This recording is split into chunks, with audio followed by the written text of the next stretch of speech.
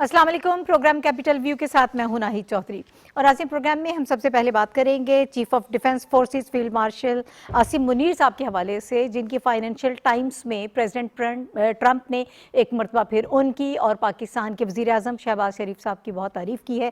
ये एक तसलसल है जो इस वक्त हमें नज़र आ रहा है। कल हम वाशिंगटन टाइम्स के हवाले से भी बात कर रहे थे, जिसमें पाकिस्तान की सिफारती जो पॉलिसी है उसको बहुत अप्रिशिएट किया गया था कि किस तरह से पाकिस्तान की खारजा पॉलिसी जो है इस वक्त हमें बेहद कामयाब नज़र आ रही है, और जहां हमें इंडिया फर्स्ट नज़र आता था अब वहां पर पाकिस्तान फर्स्ट नज़र आ रहा है। और ऑब्वियसली इसमें बहुत सारी एफर्ट्स हैं, बहुत होमवर्क किया गया है, और फिर मार्का हक के बाद जो सिनेरियो है एकदम से मुकम्मल तौर पर चेंज हो गया। और इस मार्का हक में ऑपरेशन बिनान मरसूस की जो फतह है वो हम सब जानते हैं कि हमारी सिक्योरिटी फोर्सेस को उसका क्रेडिट जाता है, पूरी रियासत को उसका क्रेडिट जाता है। तमाम तर इदारे और हुकूमत के एक मुश्तरका जो है हिकमत अमली की वजह से ही ये जंग हम जीत पाए। और उसके बाद का जो बयानिया था उस नैरेटिव को डेवलप करने में पाकिस्तान बेहद कामयाब रहा, और इसी दानिशमंदाना इन्हीं फैसलों की वजह से आज अगर हम पाकिस्तान के हवाले से बात करें तो दुनिया भर में उसकी तारीफ़ की जा रही है। और इसकी पहले जिस तरह से हम ये कहते थे कि इंडिया एक बड़ी मार्केट है और उसकी वजह से पाकिस्तान को अप्रिशिएट नहीं किया जाता, जो अच्छे काम होते हैं वो भी दब जाते हैं, लेकिन अब अगर प्रेसिडेंट ट्रंप बार बार ये याद दहानी कराते हैं पूरी दुनिया को कि इस जंग के दौरान प्रेसिडेंट ट्रंप ये कहते हैं कि पाकिस्तान ने 8 जहाज़ मार गिराए हैं और फील्ड मार्शल को इसका वो क्रेडिट देते हैं। उन्होंने मज़ीद क्या कहा इस मौके पर, आप सुनिए, फिर इस पर बात करते हैं। We stopped a potential nuclear war between Pakistan and India, and the head of Pakistan, highly respected general, he's a field marshal, and also the Prime Minister of Pakistan said President Trump saved 10 million lives, maybe more, by getting that war. You know, 8 planes were shot down. That war was starting to rage. And he actually said the other day that President Trump saved 10 million lives, maybe more.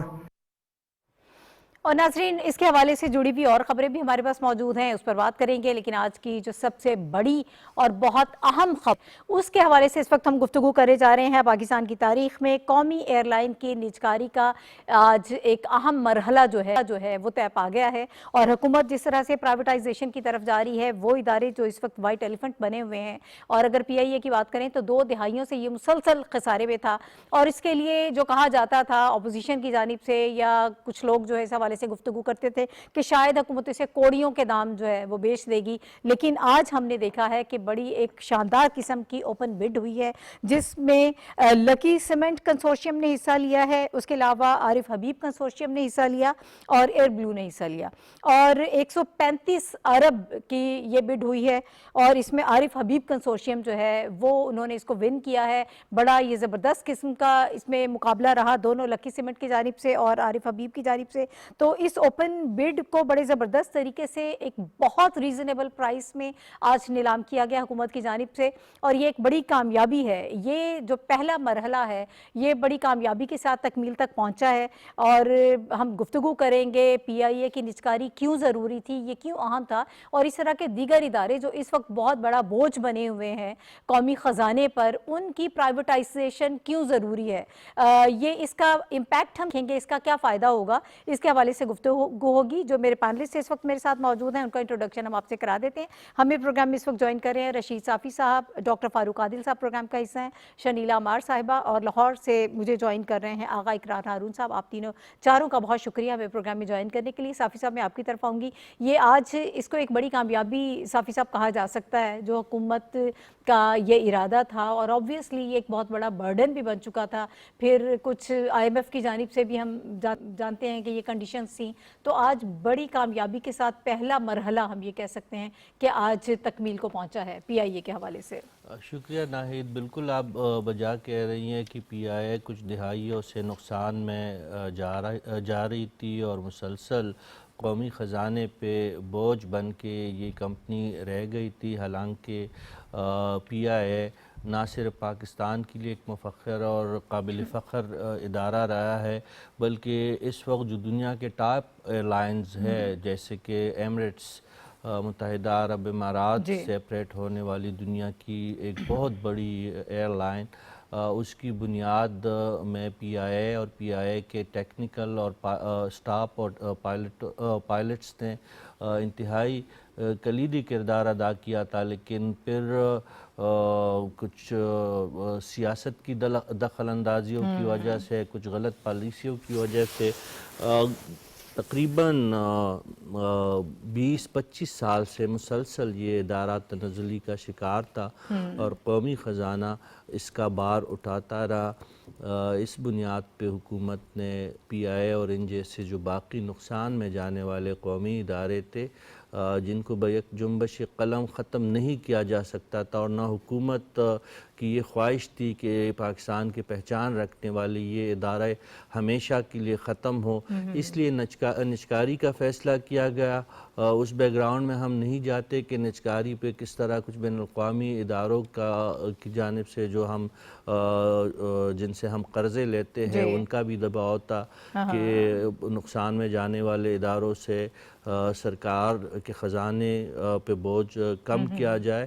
اس بحث میں نہیں پڑتے، لیکن حکومت نے خود اس بات کو ریئلائز کیا کہ پی آئی اے کے احیاء کے لیے، پی آئی اے کی دوبارہ ایک دنیا میں نام پیدا کرنے کا موقع فراہم کرنے کے لیے پرائیویٹ سیکٹر کو انوالو کیا گیا۔ نجکاری کا ایک صاف شفاف عمل ہم نے پہلی دفعہ دیکھا، پاکستان ٹیلی ویژن نے اور پاکستان کے باقی میڈیا نے اس کو براہ راست دکھایا، اور جو اندازے لگائے جا رہے تھے کہ پی آئی اے خدا نخواستہ بہت کم قیمت بکے گی یا شاید بکے گی بھی نہیں، عارف حبیب کنسورشیم نے 135 ارب کی بولی لگا کے یہ کمپنی اپنے نام کر دی ہے۔ گوچہ اس میں اب بھی ٹیکنیکلی گورنمنٹ کا عمل دخل اسی طرح کچھ برقرار رہے گا، کچھ محدود شیئرز اب بھی حکومت کے پاس رہیں گے۔ اب ہم یہی کہہ سکتے ہیں کہ ایک تو حکومت کے نجکاری کے عمل پہ عارف حبیب گروپ، لکی گروپ اور جیسے ایئر بلو جیسے بڑے ادارے اگر ان کو اعتماد ہے تو اس کا مطلب یہ ہے کہ نجکاری کا عمل شفاف بھی ہے اور وقت کی ضرورت بھی ہے۔ اور دوسری بات یہ ہے کہ پی آئی اے کا یہ تجربہ اللہ کرے کہ کامیاب ہو اور پی آئی اے دوبارہ اپنے عہد رفتہ میں چلا جائے اور جو ان کی عظمت رفتہ تھی وہ بحال ہو، تو یہ ایک سلسلہ چل پڑے گا اور پاکستان کے جو باقی بڑے قومی ادارے ہیں جو نقصان اٹھا رہے ہیں، جو سفید ہاتھی بنے ہوئے ہیں، ان کے لیے بھی ایک راہ ہموار ہوگی، اور اس سے یہ بات بھی ثابت ہو جائے گی کہ پاکستان میں پرائیویٹ شعبہ جو ہے وہ حکومت کے ساتھ مل کر سرمایہ کاری اور کاروبار کرنے کے لیے راضی ہے۔ تو میری نظر میں اگر ملازمین کے حقوق کا تحفظ کو جس طرح حکومت نے یقینی بنانے کی بات کی ہے، کوشش کی ہے، اگر وہ یقینی ہو اور پی آئی اے دوبارہ اپنے قدموں پہ کڑا ہو اور اس ملک کا ایک کامیاب ادارہ اگر بن جائے تو اس میں بڑی خوشی کی بات ہوگی، اور حکومت کے اس نجکاری کی پالیسی کو پھر ہمیں ضرور داد دینی پڑے گی۔ ٹھیک ہے ڈاکٹر صاحب، ماضی میں بھی ایسی کوششیں کی جاتی رہیں اور لیکن اس میں کامیابی نہیں ہوئی، ہمیشہ اس معاملے کو پولیٹیسائز کر دیا جاتا تھا، اپوزیشن کی جانب سے دیگر عوامل اس میں کار فرما تھے، لیکن اتنے سارے چیلنجز کے باوجود آج حکومت بالآخر اس میں کامیاب ہو گئی ہے، اور پی آئی اے کا جو ایک شاندار ماضی رہا ہے اس کے کنٹریبیوشن سے بالکل انکار نہیں کیا جا سکتا۔ اس موقع پر جب یہ اوپن بڈ بہت کامیابی سے آج مکمل ہو گیا یہ مرحلہ، اس کے ساتھ ساتھ حکومت جیسے صافی صاحب بات کر رہے تھے کہ جو ملازمین ہیں ان کے حقوق کے تحفظ کی بھی بات کر رہی ہے، کیونکہ پرائیویٹائزیشن کے ساتھ یہ ایک عمل ایسا ہوتا ہے، جڑا ہوا ہوتا ہے کہ لوگ اس میں پریشان ہو جاتے ہیں، لیکن اس میں ہر ممکنہ حد تک یہ کوشش کی جا رہی ہے کہ لوگوں کو ان کی جو جابز ہیں وہ محفوظ رہیں۔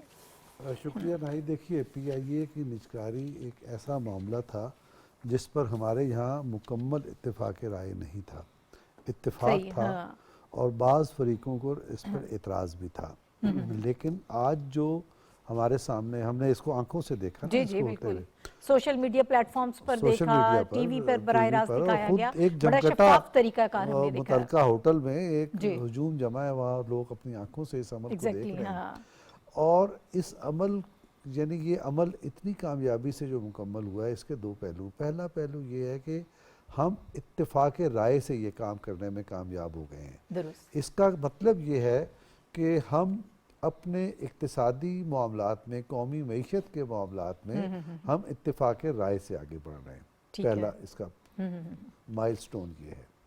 دوسرا مائلسٹون اس کا یہ ہے کہ یہ ایک شفاف عمل ہے، اور ایسا شفاف عمل جسے ہم نے اپنی آنکھوں سے دیکھا۔ اب جو آپ نے ابھی اپنے انٹرو میں ذکر کیا، صافی صاحب بھی کہہ رہے تھے کہ جی کوڑیوں کے مول کی بات ہوگی، جی وہ سارے کا سارا یوں سمجھیے کہ وہ پراپوگنڈا دھرے کا دھرا رہ گیا جب لوگوں نے ایک مقابلے کی فضا دیکھی۔ بالکل، جس گروپ نے اچھی قیمت نہیں لگائی وہ دیکھتے دیکھتے آؤٹ ہو گیا، اور جو لوگ سنجیدہ گاہک تھے ان کی بولی کا عمل ہم نے آخر تک انہوں نے لمحہ بڑا بلمحہ زبردست اوپر مقابلہ جاتے کیا۔ دیکھا، اور اس کے بعد ایک بہت ہینڈسم اماؤنٹ پہ جا کے بولی ختم ہوئی، اور اس کا ایک سودا طے پانے اب جا رہا ہے۔ یہ اس کا جو شفافیت ہے، یہ اس کا دوسرا پہلو ہے جس کا کریڈٹ بھی ہماری ریاست کو، ہماری حکومت کو اور پاکستان کے عوام کو جاتا ہے، اور ان اتفاق رائے کرنے والے فریقین پہ جاتا ہے جن کی وجہ سے ماضی میں اختلاف رائے ہوتا رہتا تھا۔ یہ اس کا دوسرا پہلو ہے۔ تیسرا ایک پہلو یہ ہے کہ پاکستان انٹرنیشنل ایئر لائنز جو تھی، یہ صرف ایک ایئر لائن نہیں تھی، اس کی جو تاریخ ابھی آپ نے اور صافی صاحب نے بیان کی وہ اپنی جگہ پر، وہ نیشنل فلیگ کیریئر تھی، اور پاکستان کے جھنڈے کے ساتھ دنیا بھر میں جاتی تھی۔ اس بولی کے بعد، اس کے نجکاری کے باوجود وہ نیشنل فلیگ کیریئر رہے گی۔ یہ اس کا تیسرا بڑا اور اہم پہلو ہے، یعنی پاکستان کا جھنڈا اس میں کہیں مائنس نہیں ہوا، وہ اس کے ساتھ جا رہا ہے، کیونکہ ایسا ارینجمنٹ کیا گیا، یعنی ان کے ملازمین کو تحفظ دیا گیا، ان کے جو مالی مفادات ہیں ان کو تحفظ دیا گیا، اور اس کے ساتھ پاکستان کے فلیگ کو بھی آگے لے جایا گیا۔ اور جو اس کا سب سے بڑا فائدہ ہے وہ یہ تھا کہ برسہ برس کی حالات کی وجہ سے، کچھ پالیسیوں کی وجہ سے، کچھ خراب معاملات کی وجہ سے یہ ادارہ، پاکستان کا جو قابل فخر ادارہ تھا، آپ کو یاد ہوگا اس کا کیا شاندار سلوگن تھا کہ باکمال لوگ، لاجواب service, great people to fly with, تو وہ زوال کا شکار تھا، اور اس کی وجہ سے پاکستان کے ہر شہری پر کی جیب پر بوجھ تھا۔ تو اس بوجھ سے بھی ہم نے ایک بہت ایسے طریقے سے نجات حاصل کی جس سے نہ قوم کے مفاد کو زگ پہنچی، نہ قومی ادارہ آپ کے ہاتھ سے گیا، اور آپ اپنے جو مسلسل مالی خسارہ تھا اس کو بھی آپ نے اس سے نجات حاصل کر لی۔ تو یہ جو ایک پیکج کی صورت میں یہ عمل ہوا ہے، یہ نہایت خوبصورت عمل ہے، اور اس سے یہ پتہ چلتا ہے کہ حکومت قومی اقتصادی صورتحال کو مستحکم کرنے کے لیے اور مستحکم کر کے عوام کو سہولتیں بہم پہنچانے کے لیے ایک کامیاب پالیسی پر ہی عمل نہیں کر رہی، بلکہ وہ سارے فریقین کو ساتھ لے کر کامیابی سے آگے بڑھ رہی ہے۔ تو اس اعتبار سے آج کا دن ایک یادگار دن ہے، جس کے لیے ہم قوم کو بھی مبارکباد پیش کرتے ہیں، اور اتنی شفاف بولی لگانے والوں کو اور اتنے شفاف طریقے سے اس بولی کا انعقاد کرنے والوں کو بھی مبارکباد پیش کرتے ہیں۔ ٹھیک ہے، اچھا شنیلا، اگر اس کی مزید جو آگے سٹیپ ہوں گے، آئندہ مرحلہ کیا ہے؟ جب بڈس یہ موصول ہوتی ہیں، پھر نجکاری کمیشن بورڈ ریفرنس پرائز کی منظوری دے گا، کابینہ کمیٹی برائے نجکاری حتمی منظوری دے گی، مطلب ایک پوری ہائرارکی ہے، ایک پورا پروسیس ہے، اس کے بعد یہ کام سارا مکمل ہوگا۔ اور جو اس کی اہم شرائط ہیں اس کے حوالے سے بھی میں چاہتی ہوں کہ ہم تھوڑی سی بات کریں، پھر حکومت کو کیا فائدہ ہوگا، جو ہم اس وقت کہہ رہے ہیں کہ سرکاری خزانے پر بہت بڑا بوجھ ہمیں نظر آ رہا ہے، اس کا امپیکٹ ہمیں آنے والے دنوں میں کیا نظر آئے گا، اس پہ بھی بات ہوگی۔ اور ملازمین کے حوالے سے جو اس وقت گفتگو ہو رہی تھی، موجودہ ملازمین کو یہ بتایا جا رہا ہے کم از کم 1 سال کا جاب پروٹیکشن تو ضرور حاصل رہے گا، ان کو 1 سال تک تنخواہیں اور مراد جو ہیں وہ برقرار رہیں گی۔ ریٹائرڈ ملازمین کی پینشن، میڈیکل اور دیگر سہولیات جو ہیں وہ حکومت ادا کرے گی۔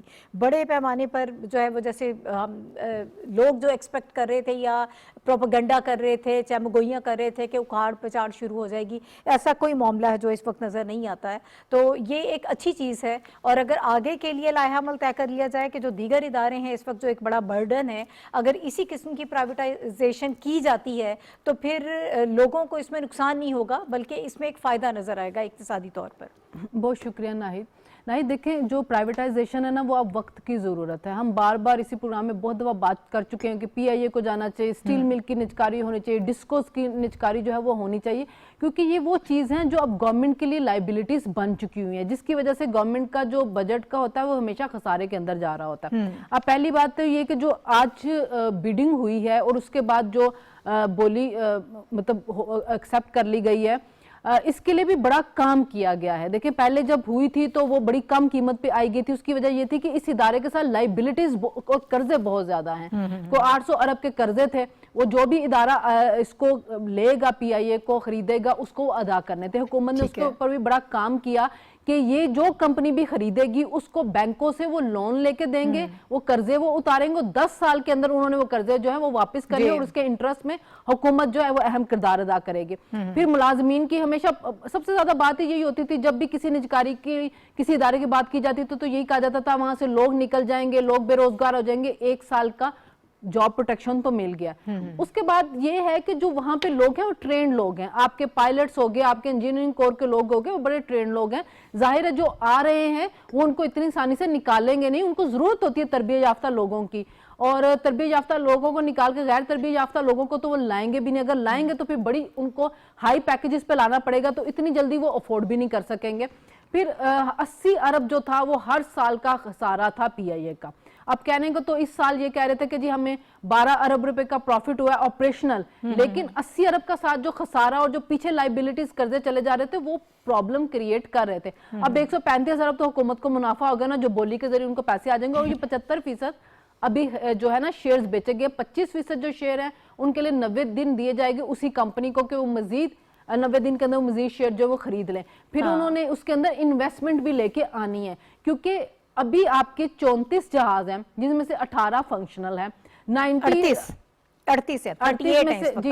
में से 18 आपके फंक्शनल है। बिल्कुल ऐसे आपको पहले जो था ना, मैनचेस्टर की हमारी एक हफ्ते में 7 फ्लाइट जाती थी, अब 3 जा रही हैं क्योंकि जहाज नहीं होते हैं। दुबई के लिए लोग अब दूसरी जो मुल्कों की एयरलाइंस हैं उनको इस्तेमाल करें, अबू धाबी जाने के लिए, उम्रे पे जाने के लिए।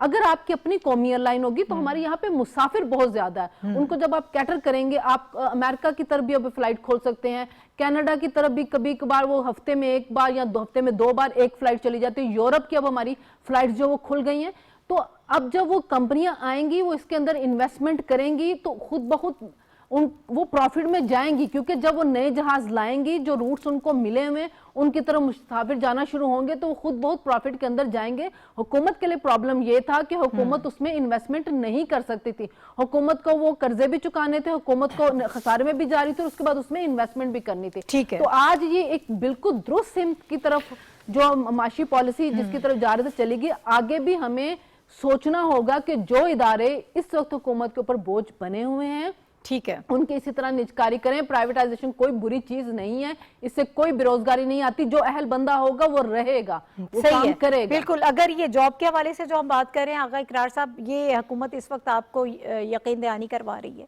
और शफाफियत एक बहुत बड़ा एलिमेंट होता है, वो भी हमने देखा कि सारा बड़ा ट्रांसपेरेंट आज सारा प्रोसेस हमें नजर आया है। वज़ीर आज़म शहबाज शरीफ साहब ने आज काबीना के इजलास में भी ये बात की थी, उन्होंने निजकारी कमीशन सरकारी हुकाम को सराहा भी था, और उन्होंने कहा कि ये निजकारी जो अमल है आज के इसके पीआईए की प्राइवेटाइजेशन के हवाले से, उन्होंने कहा इसको मुकम्मल तौर पर शफाफ बनाया गया है और ये पाकिस्तान की तारीख का सबसे बड़ा लेन देन होगा, और इसका एक बड़ा जो मैकेनिज्म तय किया गया था उसमें शफाफियत सर फहरिस्त नजर आ रही है।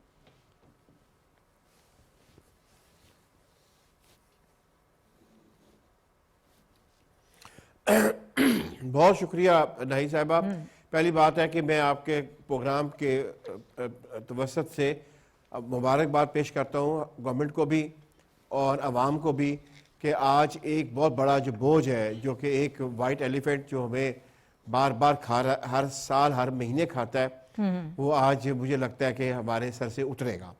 और जहाँ तक बात है इस पूरे प्रोसेस की, वो तो मैं बता रहा हूँ कि किसी भी इंटरनेशनल स्टैंडर्ड से ज़्यादा बेहतर और ज़्यादा ट्रांसपेरेंट और ज़्यादा ओपन था, और that credit goes to only the government of Pakistan and the prime minister and his team.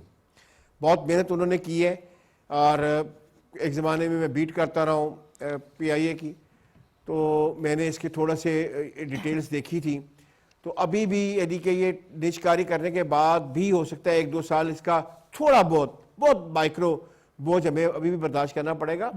لیکن بات یہ ہے کہ یہ ایک ریگولر بلیڈ تھا پاکستان کا, جو الحمدللہ آج گورنمنٹ نے اس کو وونڈ کو ختم کر دیا ہے, بند کر دیا ہے. ٹھیک ہے, اس سے ہمیں ایک چیز تو سمجھ آئی ہے کہ بات میں یہی کہوں گا کہ کافی لوگ یہ کہہ رہے ہیں کہ ہمارے پر IMF کا ایک پریشر تھا. ٹھیک ہے, وہ ہے, وہ صرف PIA کے لیے نہیں ہے, وہ ڈسکو کے لیے اس سے بھی زیادہ ہے. لیکن آپ کو پتہ ہے کہ پرائم منسٹر اپنے شہباز شریف صاحب پہلے دن سے ہی بڑے اس میں ان کی کنوکشن تھی, یعنی کہ ایون جب یعنی کہ ایک زمانہ تھا جب انٹرم گورنمنٹ ابھی نہیں بھی آئی تھی, تب سے وہ کہہ رہے تھے کہ ہمیں PIA اور یعنی کہ اسٹیل مل کا نام بعد میں آتا ہے, PIA واز اے ٹاپ.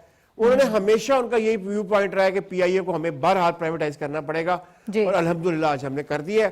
اور باقی یہ ہے کہ جس طرح ہماری بہن نے کہا ہے, ڈسکو جو ہے وہ آپ کو امیجیٹلی کرنے پڑیں گے, کیونکہ وہ PIA سے اگر زیادہ نہیں تو کم بھی نہیں کھا رہے ہیں. اور PIA تو چلے بوجھ تھا نا حکومت پاکستان پہ, ڈسکو تو ڈائریکٹ میرے اور آپ کے اوپر بوجھ ہے, کیونکہ وہ جو بجلی چوری ہوتی ہے وہ میں نے اور آپ نے پیسے دینے ہوتے ہیں اس کے. صحیح ہے, بالکل درست آپ کہہ رہے ہیں. بہرحال یہ ایک بہت بڑا مائل سٹون تھا جو آج اچیو کیا گیا ہے, اور اس میں جو انٹرنیشنل سٹینڈرڈز ہیں ان کو بھی ملحوظ خاطر رکھا گیا ہے.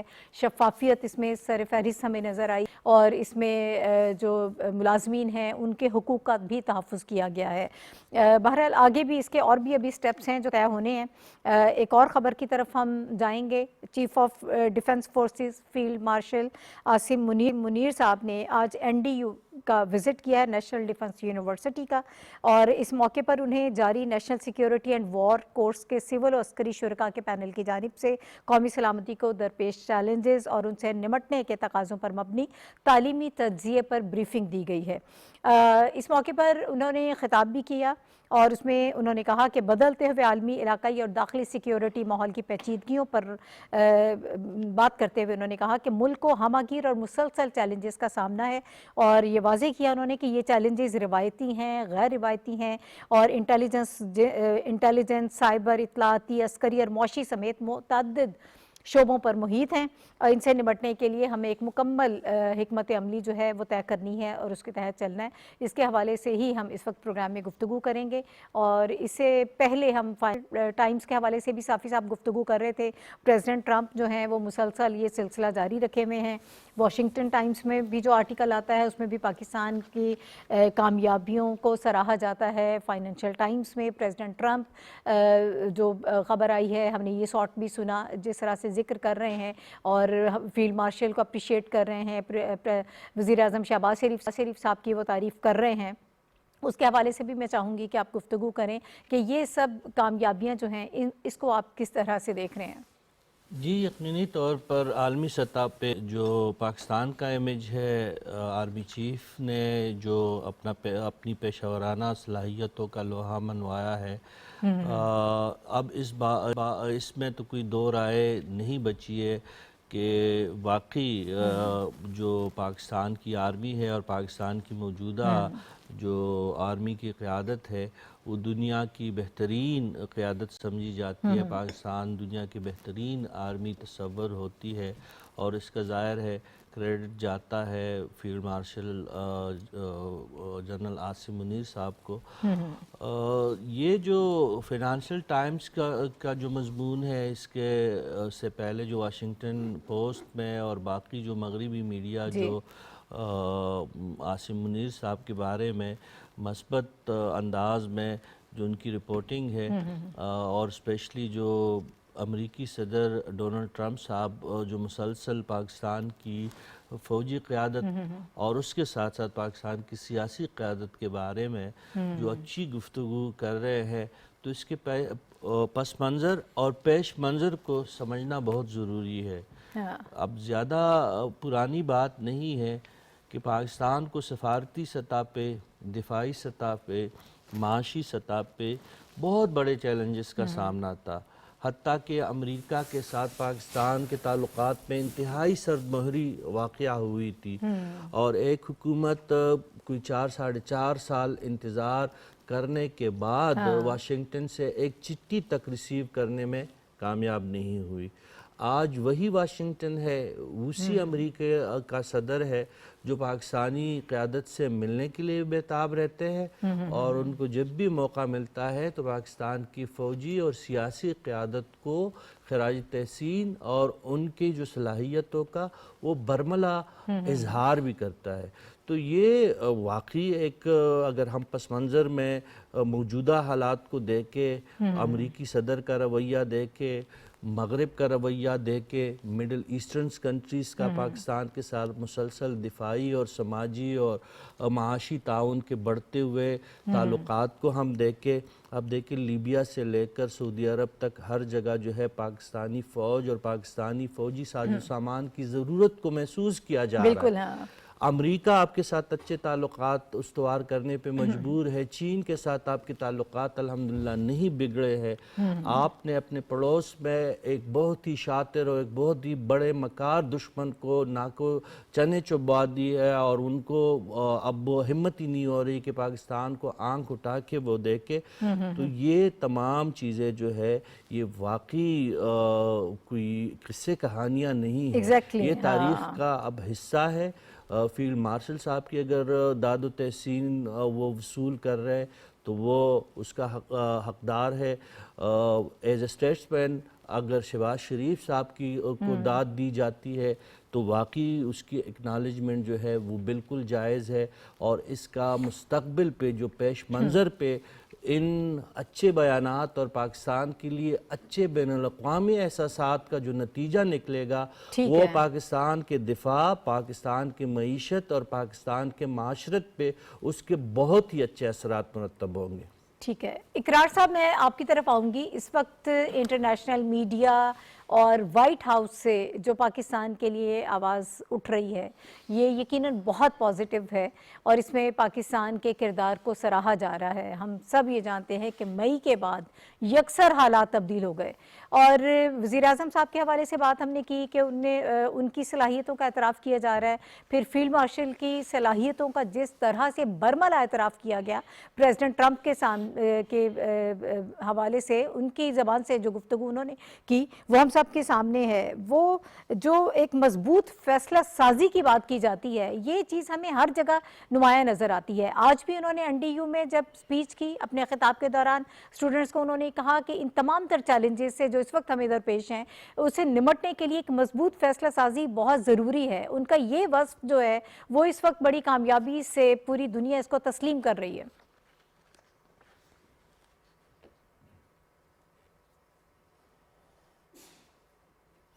دیکھیں سب سے بڑی بات یہ ہے کہ جو میں فائنانشل ٹائمز کے اگر انٹرویو جو ان کا ایک آرٹیکل ہے اس میں جو میرے لیے یعنی کہ بہت خوبصورت بات تھی وہ یہ تھی کہ اب فائنانشل ٹائمز بھی پاکستان کو مڈل پاور کے طور پہ مانتا ہے اور دیکھتا ہے, اور پاکستان کو جو مڈل پاور کے طور پہ دیکھا جا رہا ہے وہ ڈیفینیٹلی وہ اٹس اے ریزلٹ آف آپ کہہ سکتے ہیں کہ ہماری diplomacy which is military and civil diplomacy ہے, وہ آپ کے سامنے ہے. اور اس میں پھر اسی آرٹیکل میں انہوں نے کہا ہے فیلڈ مارشل صاحب کے بارے میں کہ وہ ملٹی الائنر ہیں, یعنی کہ ایک ایسی شخصیت جو کہ ملٹی پرونگ میں الائن کرتی ہے اور اس میں ایک بیلنس رکھے ہوئے ہیں. اور دوسری طرف آپ دیکھ لیں یعنی کہ پرائم منسٹر صاحب کی جو ریسنٹلی آپ نے وہ ویڈیوز یا وہ اپنے فوٹیج دیکھی ہوگی پریزیڈنٹ پوٹن کے ساتھ, وہ آپ ان کا لیول آف کمفرٹ دیکھ لیں دونوں کا. اور اسی طرح ہی جب جو ابھی آپ نے تصویر دکھائی تھی ٹی وی کے اوپر وہ جب گئے تھے وائٹ ہاؤس تو اس میں بھی آپ پرائم منسٹر صاحب کا لیول آف کمفرٹ دیکھ لیں ٹرمپ کے ساتھ. تو یہ ہماری الحمدللہ اللہ کا بہت کرم ہے کہ رائٹ ناؤ جو ہماری جو ملٹری اور سول دونوں جو لیڈرشپ ہیں they are very confident, they are very clear, اور دنیا جو ہے ان کو پریز کر رہی ہے. اور دنیا خود بھی حیران ہے کہ پاکستان کل تک جو ایک ملک تھا جس کو ایف پیک کے ساتھ ہائفن کیا جا رہا تھا آج وہ دنیا کہتی ہے کہ وہ مڈل پاور ہے. ٹھیک ہے ڈاکٹر صاحب, میں آپ سے بھی اسی پر آپ کی رائے چاہوں گی. اور مڈل پاور سے مراد ہوتی ہے کہ ٹاپ جو دنیا کی پاورز ہیں P5 جسے کہتے ہیں یا P8 ہے اس کے نیچے ہے.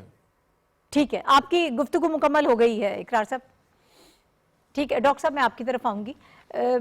لندن سے لے کر واشنگٹن اور پوری دنیا جو ہے ہمارے دوست ممالک تو آبویسلی پہلے بھی ہماری صلاحیتوں کے معترف تھے، لیکن اب جس طرح سے ان سب چیزوں کو ہماری اسٹرانگ پالیسیز کو ایکنالج کیا جا رہا ہے، دو اہم شخصیات ہیں جس کا کریڈٹ ان کو جاتا ہے. فیلڈ مارشل کی بات کر رہی ہوں، وزیر اعظم کی بات کر رہی ہوں، ان کی فیصلہ سازی کی صلاحیت کتنی مضبوط ہے. پھر جو بات کر رہے تھے یہاں پہ اقرار صاحب کہ انہیں جو ہے کثیر الجہتی خارجہ پالیسی کے ماہر قرار دیا گیا ہے فیلڈ مارشل کو، یہ پاکستان کے لیے ایک بہت بڑی بات ہے. اعزاز کی بات جی ناہید. دیکھیے یہ جو ڈونلڈ ٹرمپ صاحب جو ہیں آج تو انہوں نے جو اسٹیٹمنٹ دی ہے اس میں ایک انکشاف بھی کیا ہے کہ اصل میں بھارت کے 8 طیارے ہیں. ایک پہلو تو یہ ہے، اور دوسرے انہوں نے ہماری لیڈرشپ کو، وزیر اعظم صاحب کو اور فیلڈ مارشل صاحب کو بہت اچھے الفاظ میں خراج تحسین پیش کیا ہے. یہ اس خراج تحسین کو اور پاکستان کے لیے یہ جو تعریفی رویہ عالمی سطح پہ ہمیں دکھائی دے رہا ہے، اس کا کانٹیکسٹ سمجھ میں نہیں آ سکتا جب تک ہم اپنے ریجنل حالات کو نہ سمجھیں. ریجنل حالات جب میں یہ کہہ رہا ہوں تو اس کا مطلب یہ ہے کہ بھارت کی خارجہ پالیسی اور اس کی سازشوں کو نہ سمجھیں. بھارت کی خارجہ پالیسی، اس کی سازشیں اور مواقع سے فائدہ اٹھانا کیا تھا. کل میں نے افتخار عارف صاحب کی ایک نظم 12واں کھلاڑی کی 2-3 لائنیں آپ کی خدمت میں پیش کی تھی. وہ 2-3 لائنوں کا مطلب یہ تھا کہ دراصل ان کمزور مواقع کے انتظار میں انڈیا بیٹھا رہتا ہے جس سے وہ فائدہ اٹھا سکے. 12واں کھلاڑی بھی یہی کرتا ہے. تو اب ہوا کیا ہے؟ ہوا یہ ہے، یہ جو آپ کو وزیر اعظم کو اور فیلڈ مارشل کے لیے جو تعریفی کلمات ہیں اور ان کے لیے کہا گیا ہے کہ وہ کیسے اسٹریٹجسٹ ہیں خارجہ پالیسی کے میدان میں، اور کس طرح سے یعنی وہ ملٹی پرونگ جو ان کی اسٹریٹجی ہے اس میں ہر فریق کو، اس کے ہر سٹیک ہولڈر کو اس کی اپنی جگہ پہ رکھ کر اس کے ساتھ ڈیل کر رہے ہیں. تو اس کا مطلب یہ ہے کہ دراصل انہوں نے اپنے ریجن کو ڈیسٹیبلائز کرنے والی اور دنیا کو ڈیسٹیبلائز کرنے والی طاقتوں کا چہرہ دکھا دیا ہے. کیا چہرہ دکھایا ہے؟ ایک چہرہ وہی ہے جو امریکہ کی طرف سے ہمیں اطلاع ملی کہ اس مئی کی جنگ میں پاکستان نہیں، انڈیا کی طرف سے ایٹمی حملے کا خطرہ تھا، اور اس کے نتیجے میں اتنے بڑے پیمانے پہ جاری نقصان ہونا تھا جس کا ذکر آج بھی کیا ہے صدر ٹرمپ نے. تو یہ سارے مناظر دنیا کے سامنے ہم نے کامیابی سے پیش کیے ہیں. تو اب اگر اس سچویشن کو ہم دیکھیں اور اسی نظم کی 12واں کھلاڑی اس کی آخری 3 لائنیں جو افتخار عارف صاحب کی ہیں اس کو ذرا ان کی جو سیکنڈ تھرڈ نیچے سے تیسری لائن ہے وہ یہاں سے شروع ہوتی ہے، تم بھی افتخار عارف. تو اگر آپ یہ کریں کہ تم بھی ہے بھارت ایک دن ڈوب جاؤ گے، تم بھی ہے بھارت ایک دن ٹوٹ جاؤ گے. تو دراصل یہ وہ عمل ہے، بھارت نے اپنے کرتوتوں سے خود کو اس مقام پہ لا کھڑا کیا ہے اور دنیا نے اس کو پہچاننا شروع کر دیا ہے.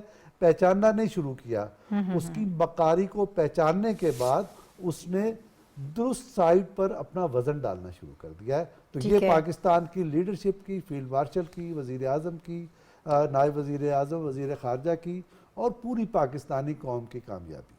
ٹھیک ہے شلیلا، آپ اس پہ کیا کہیں گی؟ کس طرح سے آپ دیکھ رہی ہیں سارے معاملے کو؟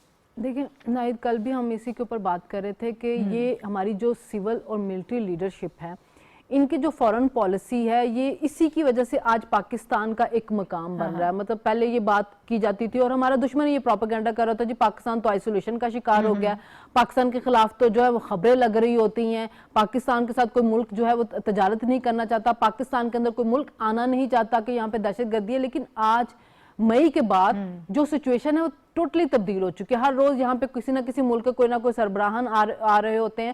پھر اس کے بعد ہم نے اپنے ریجن کے اندر جو طاقتیں تھیں، روس ہو گیا، چائنا ہو گیا، ایران ہو گیا، ان سب کے ساتھ ہمارے تعلقات دیکھ لیں. پھر ریجن سے باہر ہم مڈل ایسٹ کی طرف اگر چلے جاتے ہیں، سعودی عرب کے ساتھ ہمارا معاہدہ ہو رہا ہے. امریکہ جو ہے، جب پریزیڈنٹ ٹرمپ آ رہے تھے تو سب سے زیادہ انڈیا میں خوشیاں منائی جاتی کہ بس جی وہ آ گئے ہیں، وہ ہمارے ساتھ ہیں اور ہماری پالیسی کو لے کے چلیں گے. لیکن وہ آج کن کی تعریف کر رہے ہیں؟ وہ پاکستانی لیڈرشپ کی تعریف کر رہے ہیں. وہ کن کے ساتھ تجارت کرنا چاہ رہے ہیں؟ وہ پاکستان کے ساتھ تجارت کرنے چاہ رہے ہیں. مطلب آپ کہیں پہ بھی وہ چلے جائیں، وہ پاکستان کے फील्ड मार्शल की, पाकिस्तान के प्राइम मिनिस्टर की तारीफ करना नहीं भूलते हैं। उसके बाद सऊदी अरब ने जिस तरह के फील्ड मार्शल साहब को अपना सबसे बड़ा एजाज दिया है, तो ये वो चीजें हैं कि आहिस्ता आहिस्ता हमारी जो पॉलिसीज है, जो हमारी यहाँ पे जो क़यादत है, उनकी जो समझदारी है, उसने दुनिया के अंदर अपना मकाम बनाना शुरू किया है, लोगों के करीब आने शुरू किया। फिर हम अमन के लिए काम करें, जो गजा का अमन वहां पे हो रहा है, पाकिस्तान उसमें अहम किरदार अदा किया, हमेशा वहां पे जो जुल्म हो रहा है उसके कंडेम किया। कश्मीर के अंदर जो जुल्म होता है, पाकिस्तान ने हमेशा उसको कंडेम किया। ईरान के ऊपर जब इजराइल ने हमला किया, पाकिस्तान ने ईरान का साथ दिया। तो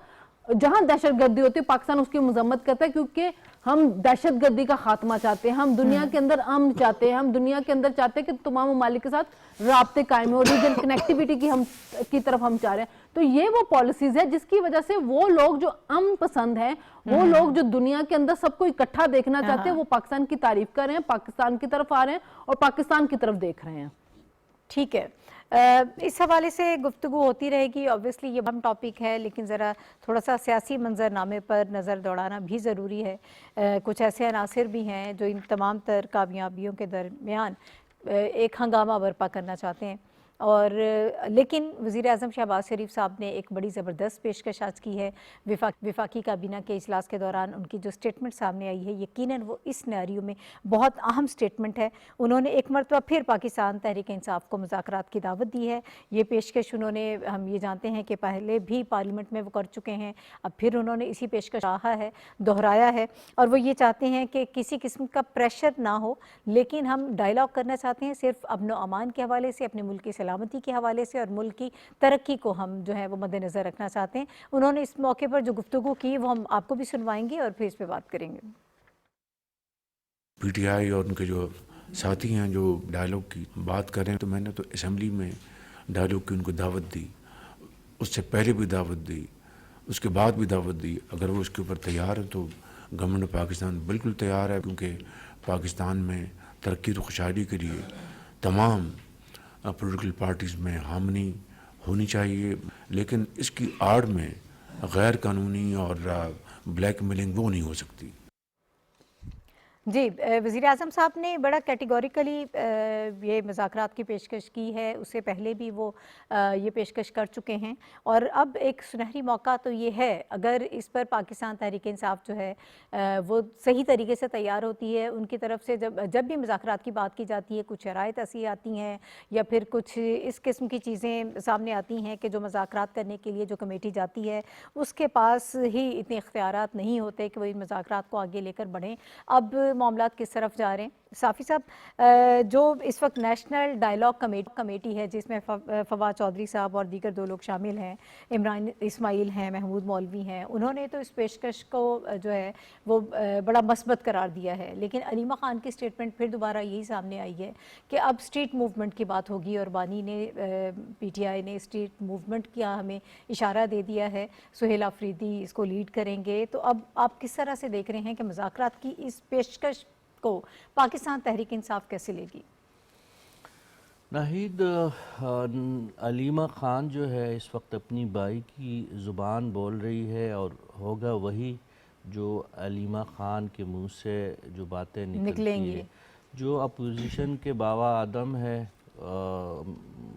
ये अचकज़ई साहब और ये बाकी लोग जो खुद साख्ता अपोजिशन लीडर भी बन चुके हैं और अपोजिशन के रहनुमा भी बन चुके हैं, PTI के भी वो कायदीन बन चुके हैं, लेकिन उनकी अपनी जमातों पे अगर गिरफ्त नहीं है, छोटी छोटी जमातें इलाकाई, अगर उसमें 2-2, 3-3 दड़े बन के उनकी सियासत का पहले से बेड़ा गर्क हो चुका है, वो PTI की मुल्कगीर सियासत को क्या बचा पाएंगे। और दूसरी बात यह है कि अलीमा ख़ान अपने भाई से पूछ के ही ये सारी चीज़ें बताती है। जो इस पार्टी की सियासत का महवर ही शोर हो, अनारकी हो, तसादुम हो, जलाव हो, गिराव हो, तो क्यों कर वज़ीर आज़म साहब की इस किस्म की पेशकशों को वो दरख्व इंतना समझेंगे। वज़ीर आज़म साहब तो पहले ही बता चुके हैं, फ्लोर ऑफ द हाउस भी बता चुके हैं, बैक डोर पे भी बता चुके हैं, सियासी लोगों के ज़रिए भी मैसेज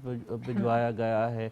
हर तरीके से PTI को राह रास्त पे लाने की वज़ीर आज़म साहब ने अपने तय कोशिश की है, लेकिन PTI की तरफ से कोई जवाब मस्बत न मिला है, न मिलेगा। लिहाजा میں پہلی دفعہ وزیر اعظم صاحب کے ساتھ بہت ادب کے ساتھ یہ اختلاف کروں گا کہ مزید اپنا وقت جو ہے وہ پی ٹی آئی کے ساتھ اس قسم کے پیشکشوں پہ ضائع نہ کیا جائے، کیونکہ یہ لوگ جو ہے وہ یہ مفاہمت کی زبان نہیں سمجھتے، اور یہ دنیا وہی ہے جو بشیر بدر نے کہا کہ کوئی ہاتھ بھی نہ ملائے گا جو گلے ملو گے تپاک سے، یہ نئے مزاج کا شعر ہے ذرا فاصلے سے ملا کرو۔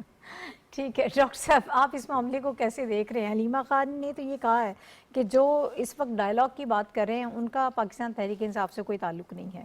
وزیر اعظم صاحب نے پیشکش کی ہے، لیکن انہوں نے واضح طور پر یہ بھی کہا کہ اگر کوئی امن و امان کو خراب کرنے کی کوشش کرتا ہے سیاسی مذاکرات کے آڑ میں، تو ایسی کسی کوشش کو برداشت نہیں کیا جائے گا۔ امن و امان کی خرابی برداشت نہیں کی جائے گی اور بلیک میلنگ بھی برداشت نہیں کی جائے گی۔ اوبویسلی دونوں۔ تو اس سے ایک شرط تو پوری ہو گئی بشیر بدر والی کہ ہم فاصلے سے بات کر رہے ہیں اس کے ساتھ، تو ایک پہلو تو اس کا یہ ہے۔